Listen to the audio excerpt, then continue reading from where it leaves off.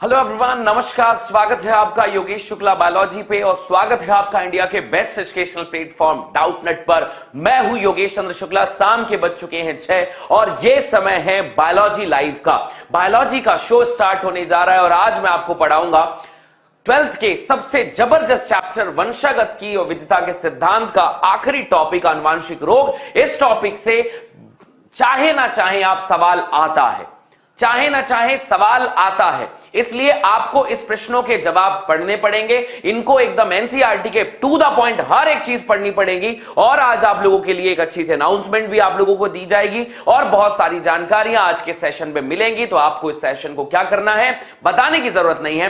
फटाफट अपने सभी दोस्तों के साथ ये सेशन शेयर कर दीजिए, लाइक कर दीजिए हमारी वीडियो को एंड बेल आइकन प्रेस कर लीजिए ताकि आपको इस चैनल की सारी नोटिफिकेशन मिलती रहे। सिकल सेल एनीमिया, मुझे आप बताओ सबसे पहली बात कि सिकल सेल एनीमिया के बारे में आपको क्या क्या पता होना चाहिए। सिकल सेल एनीमिया, आज वादा है चैप्टर कंप्लीट करना है तो सारे बच्चे फटाफट ध्यान दीजिएगा। सिकल सेल एनीमिया, कितनी बातें बतानी होंगी? बातें बतानी होंगी मात्र कुछ। पहली बात, कौन सा रोग है बेटा? यह है अलिंग। ये क्या है? अलिंग सहलग्न। अभी तक मैंने जो पढ़ाया था वो लिंग सहलग्न था और अब की बारी है बच्चे अलिंग सहलग्न। प्रभावी है अप्रभावी है? अप्रभावी विकार है। कैसा विकार है बच्चे? अप्रभावी विकार है। होता क्या है? होता क्या है? होता यह है कि 11th नंबर का एक क्रोमोसोम है। क्या बोला हमने? 11th नंबर का एक क्रोमोसोम है। 11th नंबर का क्रोमोसोम है जो जनरली रहता है, जनरली कैसा रहता है? GAG और उसके नीचे जो डीएनए होता है वो होता है CTC। ये डीएनए है। ये क्या है मेरे बच्चे? डीएनए। अब ये डीएनए सही था तो डीएनए बनाता था mRNA और जो mRNA बनाता था वो mRNA बनता था यहां पर G और यहां पर GAG का यहां पर mRNA बनता था और mRNA बनाता था प्रोटीन। प्रोटीन में बनता था मेरे बच्चे ग्लूटामिक अम्ल बनता था। क्या बनता था? ग्लूटामिक अम्ल बनता था। दुनिया बढ़िया सही चल रही थी। ग्लूटामिक अम्ल से पहले कुछ प्रोटीन थे, पहले शॉर्टकट जान लो जितने की आवश्यकता है। ये जो बन रही है बेटा, ये बन रही है बीटा ग्लोब्यूलिन चेन। अब आप कहोगे ये क्या होता है? बीटा ग्लोबुलिन चेन आरबीसी का आकार बनाता है। आरबीसी का आकार बनाता है तो अपने शब्दों में फटाफट लिखो भैया कि अलिंग सहलग्न अप्रभावी विकार है। 11वें नंबर के क्रोमोसोम का डीएनए होता है GAG और CTC ऐसा डीएनए है। डीएनए ने बनाया mRNA, mRNA बना GAG, GAG ने बनाया ग्लूटामिक अम्ल और इस तरीके से बीटा ग्लोबुलिन चेन, कौन सी चेन बच्चा? बीटा ग्लोबुलिन चेन बनी और इस तरह से चल रही थी सामान्य जिंदगी। क्या चल रही थी? सामान्य जिंदगी चल रही थी, लेकिन कुदरत को यह मंजूर नहीं था और बदलाव हुआ डीएनए में। डीएनए में एक बदलाव, बहुत ध्यान से समझना। GTG और यहां पर हो गया बेटा CAC। जल्दी बताओ, ऊपर में हो गया GTG, नीचे में हो गया CAC और बदलाव क्या हुआ है? बदलाव हुआ है सिर्फ एक कि एडेनिन आ गया नीचे, थायमिन चला गया ऊपर। बदलाव हुआ। कौन सा बदलाव कहते हैं मेरे बच्चे? इसे मैं एनसीईआरटी में भी पढ़ाऊंगा, लेकिन पहले समझ लो आसान भाषा में भाई। पॉइंट म्यूटेशन कहते हैं और इस पॉइंट म्यूटेशन से हुआ बहुत घना बदलाव और इस बदलाव के बाद जो डीएनए के बाद mRNA बनता है, डीएनए के बाद क्या बनता है? mRNA बनता है। वो क्या बना? GUG बन गया। अब भैया GUG जैसे ही बना, glutamic acid, beta glutamic acid जो आपका बीटा ग्लोबुलिन चेन था 1 2 3 4 5 और ये 6वें नंबर पे ग्लूटामिक एसिड की जगह क्या आ गया बेटा? वेलाइन। ग्लूटामिक एसिड की जगह क्या आ गया? वेलाइन। तो ग्लूटामिक एसिड की जगह जो वेलाइन है वो कौन से पोजीशन पे है? 6th पोजीशन पे। और जो ये होना था, जो ये होना था, इसके होने से पहले आरबीसी जो है ना बेटा, वो कैसे बनती थी पता है? बढ़िया गोल गोल पेड़ा जैसा ऐसा बनता था, सुंदर सा बढ़िया बढ़िया ऐसा गोल गोल आरबीसी बनता था इस बीटा ग्लोबुलिन चैन की वजह से। लेकिन आपने जो वेलाइन बनाया है ना महाराज, ये जो वेलाइन बना दिया, अब आरबीसी बनेगा कुछ ऐसा, ऐसा हंसिया के जैसा बन गया जी, गोल गोल गोल, मुझे तो देखा नहीं जा रहा है। इतनी बुरी परिस्थितियों में हम पहुंच गए हैं, ऐसे आकार का आरबीसी बना है और इसी को हम कहते हैं सिकल सेल एनीमिया। क्या कहते हैं हम इसे? Sickle cell anaemia. That's all. बस इसके बाद दुनिया की बाकी कहानियां सब ऊपर और नीचे हैं, लेकिन सबसे जरूरी बात, जो सबसे जरूरी बात पूछी जाएगी, बस इसके सामने लिखी हुई है। अब बाकी एनसीईआरटी में आपको कुछ भी पढ़ा दूं, कुछ भी पढ़ा दूं, लेकिन आप इस बात को ध्यान रखना, ऐसा दिखाई दे रहा है। क्या ऐसा स्ट्रक्चर क्लियर है? वीडियो को लाइक कर दो, शेयर कर दो, सब्सक्राइब कर दो हमारे चैनल को, और ऊपर में लिखा हुआ है होमवर्क, वो सारे बच्चे आज होमवर्क करके जाएंगे ही जाएंगे। अगर आप आज आए हैं हमारे चैनल में पहली बार, तो आप आएंगे बार बार, क्योंकि हम बढ़ाएंगे हर बार, और हर बार पढ़ाएंगे आपको, बनाएंगे टॉपर हर बारी। तो इसलिए आपको ये चैनल बार बार ही देखनी है। तो भैया कितनी बातें याद करनी है? अरे कह दो, ज्यादा चिल्ला के नहीं, ध्यान से पढ़ो। कैसी बीमारी है जी? लिंग सहलग्न अप्रभावी विकार। इसको इंग्लिश में कहेंगे ऑटोजोमल, क्या कहेंगे? Autosomal recessive disorder. कई सा बच्चा इसको कहेंगे ऑटोजोमल रिसेसिव डिसऑर्डर कहेंगे बालक। और ये कई सा विकार है, 11वें नंबर के क्रोमोसोम में एक बैंड बज जाती है, एडेनिन की जगह थायमिन और थायमिन की जगह एडेनिन हो जाता है, और बीटा ग्लोबुलिन चैन के 6वें पोजीशन पे ग्लूटामिक अम्ल की जगह वेलाइन आ जाता है। कितनी बात पूछी जाएगी? कितनी बात पूछी जाएगी? बात पूछी जाएगी कि ग्लूटामिक अम्ल में वेलाइन आ गया, ग्लूटामिक अम्ल की जगह वेलाइन आ गया, और ये 6वें नंबर का पोजीशन जो है बदला, सिकल सेल एनीमिया हो जाता है। आइए मैं आपको समझाता हूं एक बारी और। ये डायग्राम एनसीईआरटी में जरूर बनाना, एग्जाम में पूछ दिया जाए, ये डायग्राम जरूर बनाना। ये है सामान्य जिंदगी। हुआ क्या था? यहां पर था सीटीसी। सीटीसी के ऊपर का जो डीएनए होगा वो होगा जीएजी। क्या किसी बच्चे को यह बात नहीं पता है? सीटीसी और जीएजी, ये थे भैया डीएनए के दो स्टैंड। डीएनए ने बनाया एमआरएनए, एमआरएनए बना जीएजी, और जीएजी बनने की वजह से बीटा ग्लोबुलिन चैन का, ये कौन सा चैन है जी? ग्लोब्यूलिन चैन। और बीटा ग्लोबुलिन चैन में एक है वेलाइन, एक है हिस्टामिन, एक है ल्यूसिन, एक है थ्रोनिन, एक है proline, glutamic acid and glutamic acid. कैसे याद करेंगे? कैसे याद करेंगे? वेलाइन है, हिस्टामिन है, ल्यूसिन है, VHL। वेलाइन है, हिस्टामिन है, ल्यूसिन है। चौथे पे थ्रियोनिन है, फिर प्रोलिन है, TP और GG। तो VHL TP GG, G मतलब 6वें नंबर पे ग्लूटामिक एसिड है। बदलाव क्या हुआ? बदलाव में यह हुआ बेटा कि CAC हो गया और GTG ऊपर चला गया। T के ऊपर जाने से एमआरएनए अब बनता है GUG, और ना वेलाइन बदला, ना थ्रोलिन बदला, मतलब हिस्टामिन बदला, ना ल्यूसिन बदला, ना थ्रोनिन बदला, ना प्रोलिन बदला, और ना तो 7वें नंबर का ग्लूटामिक एसिड, बस 6वें नंबर पे आ गया मेरे बच्चे एक अमाइनो एसिड जिसका नाम है वेलाइन।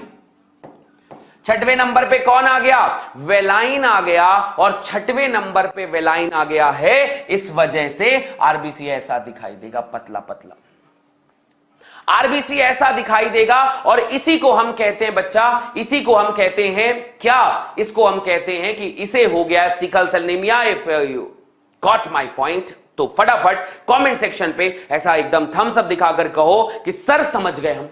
11वें नंबर के क्रोमोसोम में थायमिन की जगह एडेनिन आ गया, 6 नंबर का पोजीशन था ग्लूटामिक अम्ल का, और उसकी वजह से ग्लूटामिक एसिड की जगह आ गया वेलाइन, और पूरा आरबीसी गोल गोल होने की जगह हंसियाकार हो गया। गोल गोल होने की जगह हंसियाकार हो गया, ग्लूटामिक एसिड की जगह वेलाइन आ गया। बस इतना याद करना है और तुम्हारी कहानी यहां पर डन है। ठीक है बच्चा, चलो आगे देखते हैं तो कैसा होता होगा इसमें। जीनोटाइप बनाओ, इसका बनाओ जीनोटाइप जी। अब जीनोटाइप बनाएंगे तो अब XX तो मेल में भी होता है, XXY XX फीमेल में भी होता है, दोनों में होता है। तो जीनोटाइप बनता है बेटा HBA और HBA। ये आदमी सामान्य है, चाहे आदमी हो या चाहे सामान्य मेल हो या फिर सामान्य फीमेल हो, इसमें कोई दिक्कत नहीं है, ये सामान्य है बेटा HBA और HBA वाले। दूसरी बात आएगी HBA और दूसरा वर्ड हो जाएगा HBS, दोनों में से किसी एक में भी अगर S है तो इसे है बेटा वाहक। वाहक का मतलब मैंने बताया था कि जो वाहक में ये खुद प्रदर्शित नहीं करेंगे, ये वाहक में खुद प्रदर्शित नहीं करेंगे, लेकिन दूसरी पीढ़ी में ये भेज सकते हैं। तीसरी बात होती है बेटा HBS और HBS, ये हैं रोगी। ये क्या है मेरे बच्चे? रोगी हैं। याद रखना इनको सिकल सेल एनीमिया हो गया है, सिकल सेल एनीमिया से ग्रसित है मेरे बच्चे। तो इसलिए दुनिया में 3 प्रकार के लोग होते हैं एनीमिया से ग्रसित। ये लोग सिकल सेल एनीमिया से ग्रसित हैं, 3 ही प्रकार के लोग हैं। नर भी वैसा ही है, मेल भी वैसा ही होगा जैसा कि फीमेल होगा, जैसे कि मेल को होगा वैसे ही फीमेल को होगा। ये बात याद रखना। तो सामान्य मेल को भी वैसे ही होता है, फीमेल को भी वैसा ही होता है, ये तुम्हारे सामने है। पक्की बात है। तो इस तरीके से 3 टाइप के लोग बनते हैं। अगर तुम्हारे सामान्य को बनाया जाएगा HBA, वाहक को बनाया जाएगा HBA HBS, और अगर आपको रोगी को बनाया जाएगा तो HBS और HBS बनाया जाएगा। ये कहानी है आज की। चलिए आइए समझते हैं सिकल सेल एनीमिया के बारे में सारी बातें। सिकल सेल एनीमिया के बारे में सारी बातें मैं आप लोगों से पूछना चाह रहा हूं। फटाफट तैयार हो जाइए एनसीईआरटी हाईलाइट करने के लिए। Ready guys? अरे रेडी हैं? वीडियो को लाइक कर देंगे, आगे बढ़ते हैं। तो दात्र कोशिका रक्तता, जिसका नाम सिकल सेल एनीमिया है, अपनी कॉपी में लिखिएगा भैया कि अलिंग क्रोमोसोमल लग्न डिजीज है, और वो भी है अप्रभावी लक्षण है। पहला पॉइंट आपके सामने यही होना चाहिए कि अप्रभावी है, अलिंगी है। अप्रभावी है और अलिंगी है जी। और दूसरी बात है, कहां से कैसे जाएगा? जनक से संतति में तभी प्रवेश करेगा, यह जनक से संतति में तभी प्रवेश करेगा जब दोनों जनक जीन के वाहक होंगे, विषम युग्मजी होगा। यह इंपॉर्टेंट बात क्या है कि अगर नर और मादा दोनों को बीमारी है तब तो यार दोनों मर जाएंगे, क्या ही बच्चा पैदा कर पाएंगे। पर अगर दोनों विषम युग्म की है, सिर्फ एक कंडीशन है, इंपॉर्टेंट बात है। आओ मैं आपको कंडीशन बताता हूं। जब भी मैं चैप्टर पढ़ा रहा हूं मैं कंडीशन बताते ही जा रहा हूं आपको।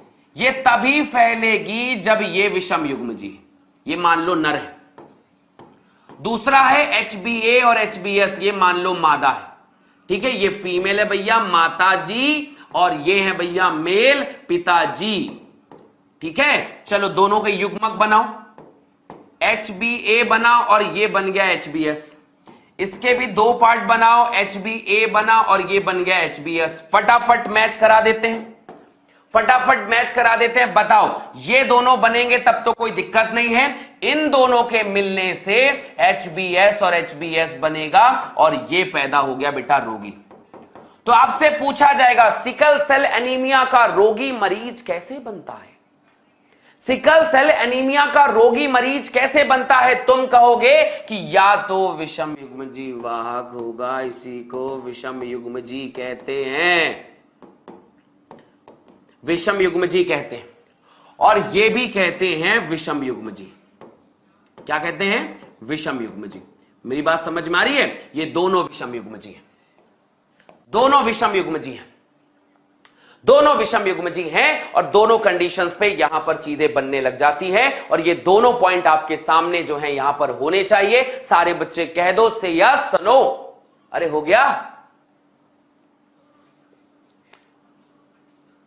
ठीक है, अरे पक्का।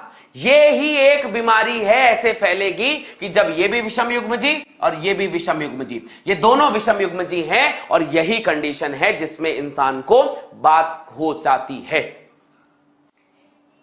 अरे हां ना, पक्का, बढ़िया। चलिए जनाब, अब आते हैं एनसीईआरटी की दूसरी लाइन में। इसका नियंत्रण कौन करता है? एक एलील है, या तो HBA या तो HBS, या तो HBA और HBS ये लोग फैलाते हैं। अब इसके 3 जीनोटाइप है, या तो HBS HBS तो रोगी होगा, इनको रोगी कहते हैं, या तो HBA HBS ये होता है रोग मुक्त होते हैं परंतु रोग के वाहक होंगे, और तीसरा होता है HBA वो कोई दिक्कत, सिंपल वाली पार्ट है, कोई दिक्कत नहीं है। तो इसकी संभावना कैसे फैलता है, इसमें होता क्या है बच्चे, हीमोग्लोबिन अणु के, एनसीईआरटी ने जो लिखा है उसको तो समझ लो, हीमोग्लोबिन अणु का कौन सी श्रृंखला है, बीटा ग्लोबुलिन श्रृंखला। हीमोग्लोबिन हमारा एक अणु है जिसको बनाता है बीटा ग्लोबुलिन चैन, बीटा ग्लोबुलिन श्रृंखला बनाती है, ठीक है यार। उसकी छठी स्थिति में ग्लूटामिक अम्ल की जगह कौन आ गया, वेलाइन आ गया, वेलिन आ गया। फिर से सोचो क्या हुआ है, आरबीसी का हीमोग्लोबिन है, हीमोग्लोबिन के अंदर एक श्रृंखला है जिसका नाम है बीटा ग्लोबुलिन चैन, और बीटा ग्लोबुलिन चैन के छठवें पोजीशन पे ग्लूटामिक एसिड की जगह वेलाइन आ गया है, बात खत्म हो गई है। और क्या करें, इसकी वजह से क्या हुआ है भैया, प्रॉब्लम यह हुई है कि जो छठा कोडॉन था वो GAG की जगह GUG हो गया है, जो mRNA GAG का होना चाहिए था वो GUG हो गया है, और इस वजह से बदलाव आता है और वो हंसिए के आकार का हो जाता है, और यही है सिकल सेल एनीमिया। सारे बच्चों को यह बात समझ में आ गई होगी, ठीक है, हंसियाकार हो गया। प्रॉब्लम क्या है बताओ, अगर आपका जो सिकल सेल है वो ऐसे की जगह अगर ऐसा हो गया तो प्रॉब्लम क्या होगी, क्या प्रॉब्लम आएगी, सिकल सेल एनीमिया बाकी सब तो बता दिया मैं आपको। प्रॉब्लम क्या है, प्रॉब्लम यह है कि आरबीसी का आवागमन प्रभावित होगा, आरबीसी का परिवहन प्रभावित होगा। भैया गोल गोल जो चीज है ना अच्छे आसानी से बह सकती है, लेकिन ऐसा हंसियाकार बन जाएगा तो हंसियाकार में ज्यादा मूवमेंट नहीं कर पाएगा, प्रभावित होता है, ठीक है, प्रभावित होता है। बहुत बढ़िया। जब आरबीसी का परिवहन प्रभावित होगा तो कम ऑक्सीजन, आरबीसी का काम क्या होता है, ऑक्सीजन और कार्बन डाइऑक्साइड को ले जाना, कम ऑक्सीजन कार्बन डाइऑक्साइड का परिवहन होगा, तो शरीर में ऑक्सीजन की क्या हो जाएगी, कमी हो जाएगी, ऑक्सीजन की क्या हो जाएगी, कमी। इसके बाद जो उसके अंदर न्यूट्रिएंट जाते हैं, न्यूट्रिएंट चक्र जो है, न्यूट्रिएंट का जो साइकिल है, न्यूट्रिएंट का जो भी मूवमेंट है, परिवहन, वो भी प्रभावित होगा, परिवहन प्रभावित होगा, और कुछ दिनों के बाद इंसान मृत्यु को प्राप्त होगा, प्रभावित होगा। तो क्या कहती है पब्लिक, बात समझ में आई? फिर से बता रहा हूं बेटा मैं, यहां पर याद रखना डीएनए में क्या बदलाव हुआ है, डीएनए में बदलाव हुआ है भैया, GAG था और ये था CTC, बदल गया, यहां पर क्या हो गया, GTG हो गया, और यहां पर CAC हो गया। बढ़िया।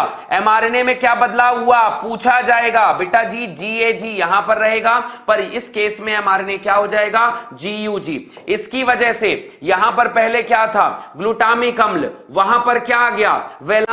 कौन से नंबर का पोजीशन था, 6 नंबर का, 6 नंबर का, 1 2 3 4 5, बाकी में कोई बदलाव नहीं। ये जो बन रहा है इसका नाम है बीटा ग्लोबुलिन चैन। क्या कहती है पब्लिक, अगर दिमाग में बैठा तो जल्दी बताओ, वेलाइन में भी ये है बीटा ग्लोब्यूलिन चैन, बीटा ग्लोब्यूलिन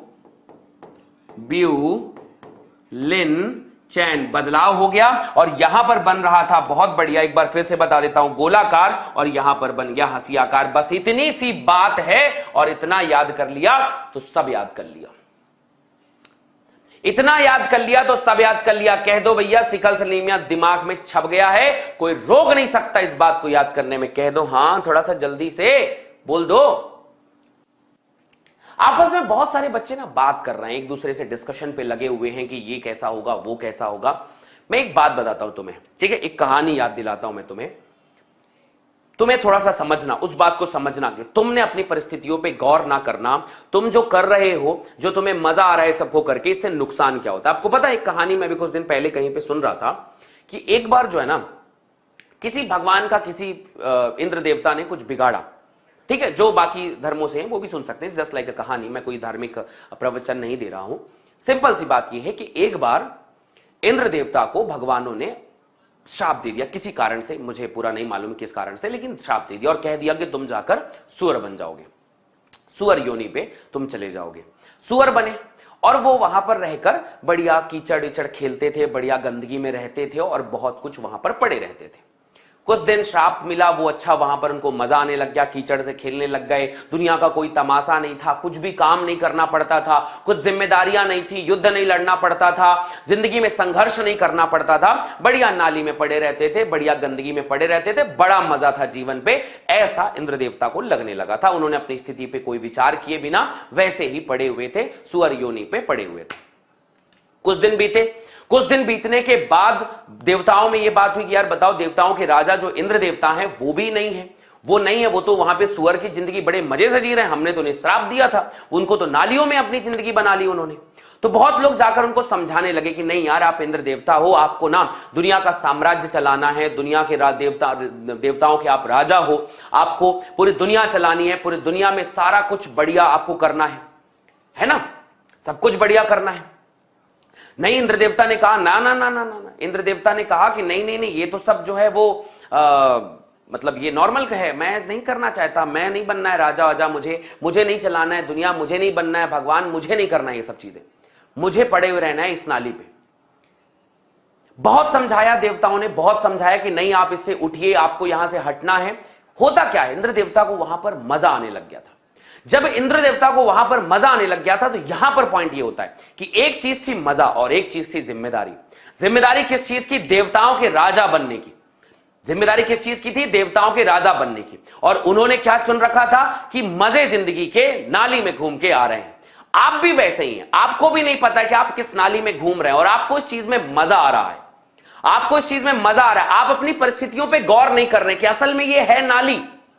आपको जो जिम्मेदारी मिलने वाली है, जो भविष्य में मिलने वाला है, वो बहुत बड़ा पद है, बहुत बड़ा अचीवमेंट होगा वो। आप उस परिस्थितियों तक पहुंचने के लिए लड़ रहे हैं, पर नहीं, आपने ये जिंदगी में अपने आप को नालियों के इर्द गिर्द बैठना ही अगर आपको मंजूर है तो कभी आप देवताओं के राजा नहीं बन सकते। इसलिए आपको अपनी परिस्थितियों पे गौर करना है और उससे निकलने का रास्ता ढूंढना है, तभी जाकर आप देवताओं के राजा बन सकते हैं या फिर आप एक अच्छी पोजीशन पे पहुंच सकते हैं। आप देवताओं को माने या ना माने, लेकिन कहानियों को, ये कहानी का जो श्रेय है, ये जो शब्द हैं, ये जो पूरे वाक्यांश है, मैं आपको बता रहा हूं, कहानी नहीं कहूंगा, देवताओं की बात है तो ये जो वाक्यांश है इसका श्रेष्ठ पूरा ये इतना ही है। अंत में कंक्लूजन यही है कि बेटा अपनी जिंदगियों में आप अपने आप की परिस्थितियों में जिस पे आज तुम घिरे हुए हो सकता है तुम्हें ये मजा आ रहा हो, लेकिन आपको इससे निकलने का रास्ता होना चाहिए। भगवान आपको जब भी कोई चीज, बड़ा चीज देना चाहता है ना, उससे पहले खिलौना पकड़ा देता है। ये भी एक नॉर्मल कहानी है कि एक बच्चा है, उसको भगवान ने एक खिलौना दिया और उससे कहा कि आप ये छोटा खिलौना दे दो, और पीछे बड़ा खिलौना छुपा के रखा था। बच्चे ने कहा नहीं, मेरे पास छोटा खिलौना है और मैं इसी से खेलूंगा, बड़ा खिलौना नहीं दूंगा, और वो उन्हें डिनाई करके चला गया।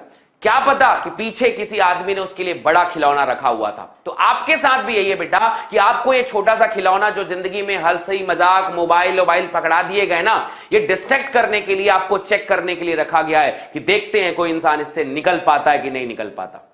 अगर आप इससे निकल जाएंगे तो आप जीवन में सब कुछ पाने की तरफ में बढ़ जाएंगे, और अगर आप इससे नहीं निकल पाएंगे तो आप जीवन में कुछ पाएंगे भी नहीं। कहीं पाने के लिए कहीं से निकलना पड़ता है, और आपको इन बेड़ियों से निकलना है मेरे बच्चे। तो ये सारी कहानी आपके लिए यही है कि आप जिन परिस्थितियों को मजे से जी रहे हैं, ये परिस्थितियां नहीं, बेड़ियां हैं। इनको तोड़िए और निकलिए जीवन के सबसे बड़े संघर्ष पे, जीवन के सबसे बड़ी अचीवमेंट की तरफ में। मुझे उम्मीद है आपको ये पॉइंट सुना होगा, समझ में आया होगा, और अगर आपको समझ में आ गया होगा तो कमेंट सेक्शन पे एक हार्ट भेजकर प्रोत्साहन के साथ अपने चीजों को समझिए और रोर करके करिए कि नहीं जनाब, हम पढ़ेंगे, अपनी परिस्थितियों की बेड़ियों को तोड़ेंगे और पाएंगे जीवन का सबसे बड़ा संघर्ष, जीवन में सबसे बड़ी अचीवमेंट पाएंगे हम लोग। ठीक है भैया, स्टार्ट करते हैं अगला सेशन। दूसरी बीमारी है बेटा हमारे पास फिनाइल कीटोन्यूरिया। फिनाइल कीटोन्यूरिया एक ऐसी बीमारी है जो जन्मजात त्रुटि है। यह भी है अलिंगी है, सहलग्न है, अप्रभावी रोग है। अलिंगी सहलग्न अप्रभावी रोग है, उपापचय त्रुटि है। अलिंग सहलग्न जो है क्रोमोसोम वाली अप्रभावी रोग है। इसमें होता क्या है, देखो यार, हमारे शरीर में एक एंजाइम है जो बनना चाहिए था। एंजाइम का नाम था फिनाइल एलानिन हाइड्रोलेज। सब कुछ सही चलता, बढ़िया एंजाइम बनना चाहिए था, किसी कारण से एंजाइम नहीं बना। तो ये प्रॉब्लम ये होता है कि फिनाइल एलानिन अमीनो अम्ल को टायरोसिन अमीनो अम्ल में बदलने के लिए आवश्यक एंजाइम की जो कमी है वो हो जाती है। इसके फलस्वरूप फिनाइल एलिल एकत्रित होने लग जाता है, पायरुविक अम्ल में बदल जाता है और इसकी वजह से बहुत सारी मानसिक दुर्बलता वगैरह वगैरह सारी चीजें आने लग जाती हैं। जिन बच्चों को नहीं समझ में आया मैं उसे थोड़ा सा डिटेल में बताता हूं कि समझना सबसे पहले सामान्य जिंदगी को समझो। बेटा एक जीन था, ये जीन था, ये बनाता था एक एंजाइम, ये जीन एक बनाता था एंजाइम, एंजाइम का नाम था बच्चा फिनाइल एलेनिन हाइड्रोलेज। बहुत ध्यान से समझना, फिनाइल एलिन हाइड्रोलेज बनता था। इस एंजाइम का काम यह था कि हमारे पास बनने वाला उपापचय से केमिकल बनते हैं बहुत सारे, तो हमारे पास बनता था फिनाइल, हमारे पास बनता था फिनाइल एलेनिन। ये एक उपापचय से बनने वाला अमीनो अम्ल है और इसको बदल जाना था टायरोसिन में। ठीक है यार, ये असल जिंदगी मस्त चल रही थी, टायरोसिन में बदल गया, बढ़िया जिंदगी चल रही थी, सब कुछ बढ़िया था। लेकिन अब जीन एंजाइम नहीं बना पाया, एंजाइम नहीं बनाया। क्यों नहीं बनाया भाई? इसलिए नहीं बनाया क्योंकि म्यूटेशन हो गया, कुछ ना कुछ डीएनए बदल गया, म्यूटेशन हुआ और जैसे ही म्यूटेशन हुआ फिनाइल एलिन एब्सेंट। और फिनाइल एलिन एब्सेंट मतलब क्या? फिनाइल एलिन हाइड्रोलेज एब्सेंट मतलब आप क्या करेंगे? तो क्या कहना चाहते हो? फिनाइल एलिन अब आगे नहीं बनेगा क्या? टायरोसिन बनेगा क्या? नहीं बनेगा बेटा, ये बन जाता है फिनाइल पायरुविक एसिड में। और फिनाइल पायरुविक एसिड में जब बदलता है तो इससे क्या होता है पता है? इससे क्या होता है? स्किन का कलर सफेद, स्किन का रंग सफेद, बालों का रंग भूरा, आंखों का रंग नीला, ठीक है, आंखों का रंग बदल गया और सबसे इंपॉर्टेंट पॉइंट, मानसिक दुर्बलता आ गई। मानसिक दुर्बलता का मतलब है कि भैया ये मेंटल रिटार्डनेस हो जाएगा, इसको दिमाग कमजोर होगा, मानसिक दुर्बलता आएगी। ये बात मैंने आपको पहले भी पढ़ाई थी और सारे बच्चे एक बार फिर से याद कर लो, फिर से याद कर लो, बड़ी आसान भाषा में पढ़ा रहा हूं बेटा। ये सामान्य जिंदगी है और ये बीमारी वाली जिंदगी है। सामान्य जिंदगी ये थी कि एक जीन था हमारा, जीन ने एंजाइम बनाया, एंजाइम का नाम था फिनाइल एलेनिन हाइड्रोलेज। ये एंजाइम मेरे बच्चे फिनाइल एलिन को टायरोसिन में बदल देता था और जिंदगी सटीक चल रही थी, सब कुछ मजेदार तरीके से चल रहा था। पर मंजूर नहीं था, किसी को हो गई बीमारी और जीन ने एंजाइम नहीं बनाया। एंजाइम एब्सेंट, म्यूटेशन की वजह से डीएनए बदल गया मेरे बच्चे और फिनाइल एलिन अब टायरोसिन नहीं बना रहा है, अब बना रहा है फिनाइल एलेनिन हाइड्रोलेज, जो है नहीं है, इसलिए फिनाइल पायरुविक एसिड बना रहा है। अरे क्या बना रहा है? फिनाइल पायरुविक एसिड बना रहा है, जिससे स्किन का रंग बदल गया, बालों का रंग बदल गया, आंखों का रंग बदल गया और मानसिक दुर्बलता भी आ गई। यही है phenyl alanine hydrolase, phenyl ketone urea और उससे संबंधित बीमारी। अगली बीमारी की तरफ में आते हैं बच्चा। एक और बीमारी है जिसका नाम है थैलेसीमिया। जब हमें सिकल सेल एनीमिया हुआ था तो हमारे जीन में बदलाव होता था और बीटा ग्लोबिलिन चैन या हीमोग्लोबिन जो है उसमें बदलाव होता था, ग्लूटामिक एसिड की जगह वेलाइन आ जाता था। पर बेटा थैलेसीमिया एक ऐसी बीमारी है जो है बेटा अलिंग क्रोमोसोमल संलग्न अप्रभावी। अरे जल्दी बोलो, कैसी बीमारी है? ये तीनों बीमारियां अलिंग संलग्न क्रोमोसोमल अप्रभावी विकार है। अब इस विकार में होता क्या है? इस विकार में पूरा का पूरा जो आपका बीटा ग्लोबुलिन चैन है वो बनता ही नहीं, बन ही नहीं रहा। वहां पर उसमें परिस्थिति में बदलाव हुआ था, रूप बदला था बस उसका, कि ग्लूटामिक एसिड की जगह वेलाइन आ गया। यहां पर बन ही नहीं रहा है, मात्रा ही नहीं बन रही है। तो बड़ा चेंजेस आया इसमें कि जब दोनों जीन, मतलब क्या होगा बेटा, देखो मैं आपको बताता हूं। थैलेसीमिया दो टाइप का होता है, थैलासीमिया दो टाइप का होता है, ध्यान सुनना। एक होता है बेटा थैलेसीमिया ए और दूसरा होता है थैलेसीमिया बी। थैलेसीमिया ए में क्या होता है? 16th गुणसूत्र में, 16th गुणसूत्र से अल्फा ग्लोबुलिन चैन, अल्फा ग्लोबुलिन चैन कम मात्रा में बनती है, कम मात्रा में बनी। तो कौन से नंबर का क्रोमोसोम है? 16वें नंबर का क्रोमोसोम है। और अल्फा ग्लोबुलिन चेन नहीं बन रही है, इसकी वजह से हुआ है मेरे बच्चे थैलेसीमिया ए।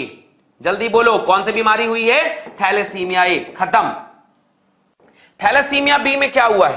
थैलेसीमिया बी में 11वां क्रोमोसोम है और 11वें क्रोमोसोम की वजह से क्या हुआ है? 11वें क्रोमोसोम की वजह से एक चैन है बीटा ग्लोब्युलिन चैन, यह भी कम मात्रा में बनी है, रंग रूप नहीं बदला है, कम मात्रा में बनी है। और जब कम मात्रा में बनेगी तो हमें हो जाएगा मेरे बच्चे थैलेसीमिया।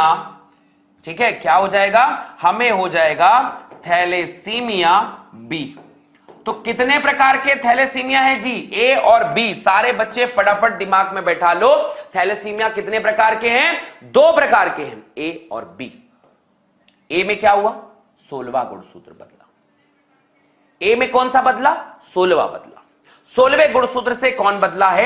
अल्फा ग्लोबुलिन चैन, उसकी मात्रा नहीं बनी है और आपको हो गया है थैलेसीमिया ए।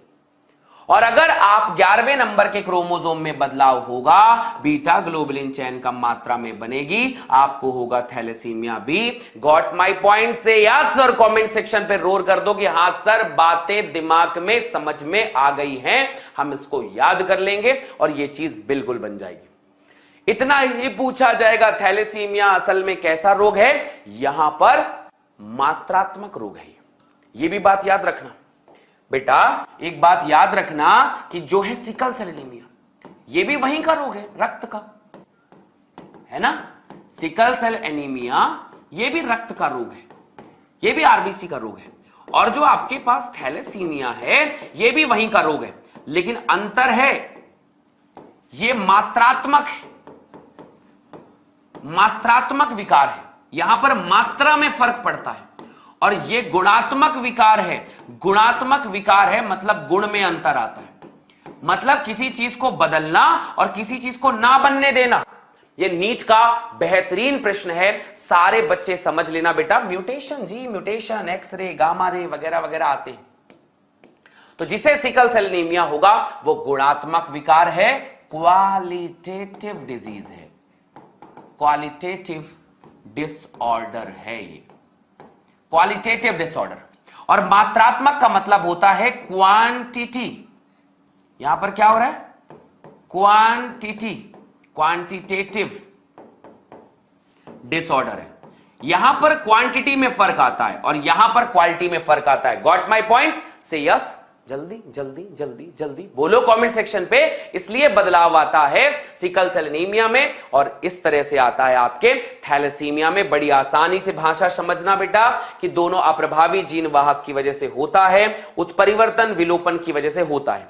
हीमोग्लोबिन बनने वाले किसी भी एक श्रृंखला में चाहे अल्फा हो या बीटा हो, दर में कमी आ जाती है। ना तो अल्फा ढंग से बनेगा ना तो बीटा ढंग से बनेगा। और जब अल्फा और बीटा ढंग से नहीं बनेगा तो इसकी वजह से हीमोग्लोबिन का संश्लेषण कम होगा और इसी प्रकार से थैलेसीमिया अपन ए और बी पॉइंट कहते हैं। अगर थैलेसीमिया ए हुआ है तो अल्फा ग्लोबुलिन का उत्पादन कम होगा। अगर आपको थैलेसीमिया अल्फा वाला हुआ है तो अल्फा ग्लोबुलिन का प्रभावित होगा, जबकि बीटा थैलेसीमिया होगा तो बीटा ग्लोबुलिन चैन प्रभावित होगा। अगर आप बीटा ग्लोबुलिन चैन की बात कर रहे हैं, अगर आप 16वें नंबर के क्रोमोसोम में 16वें नंबर के क्रोमोसोम में अल्फा होगा, बीटा ग्लोबुलिन चैन क्रोमोसोम नंबर 11वें पे होगा। बस इतनी सी बात ही कह रहा हूं मैं, बस इतनी सी बात कह रहा हूं कि अगर बीटा ग्लोबुलिन चैन हुआ तो वो मतलब बीटा ग्लोबुलिन चैन हुआ तो 11वां क्रोमोसोम और बीटा ग्लोबुलिन चैन थैलेसीमिया बीटा। थैलेसीमिया ए हुआ तो 16वां क्रोमोसोम अल्फा ग्लोबुलिन चैन। बस कहानी खत्म। होप सो यहां तक की सारी बातें सभी बच्चों को आपके दिमाग में बैठ गई होंगी। अरे हां ना? थैलेसीमिया से पहले फिनाइल कीटोन यूरिया, उससे पहले हुआ था फिनाइल कीटोन यूरिया। अरे कमेंट कर दो, अरे हां ना, जल्दी बोलो। तब फिर अगले 3 टॉपिक और फटाफट बता देता हूं तो हमारी कहानी यहां पर क्लियर हो जाएगी और आज का चैप्टर भी हमारे पास में क्लियर हो जाएगा। अब हमारे पास में जो रोग आता है बेटा वो क्रोमोसोमल विकार है। या तो गुणसूत्रों की संख्या कम हो जाएगी, या तो गुणसूत्रों की संख्या बढ़ जाएगी, या तो इसमें जोड़े बढ़ने लग जाते हैं। तो इनमें से पहला रोग आता है बेटा हमारे पास में डाउन सिंड्रोम। सारे बच्चे बहुत ध्यान समझना, डाउन सिंड्रोम क्या है बेटा? एकदम छोटी छोटी बातें हैं। डाउन सिंड्रोम एक प्रकार का ट्राइजोमी है, त्रिसूत्रता। गुणसूत्रों की संख्या बढ़ गई।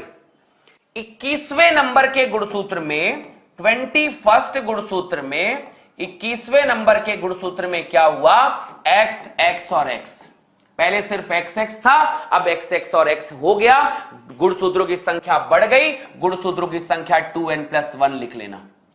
पहले गुणसूत्र 46 थे, अब गुणसूत्र हो जाएंगे 47। यही चार बातें पूछी जाएंगी, बस यही चार बातें पूछी जाएंगी कि भैया ये एक आनुवांशिक विकार है। विकार में 21वें गुणसूत्र में एक्स एक्स और एक्स हो गया, 2n+1 एक गुणसूत्र बढ़ गया, कुल गुणसूत्र हो गए 47। और इसी को हम कहते हैं बेटा कि ये हो गई ट्राइजोमी, त्रिसूत्रता।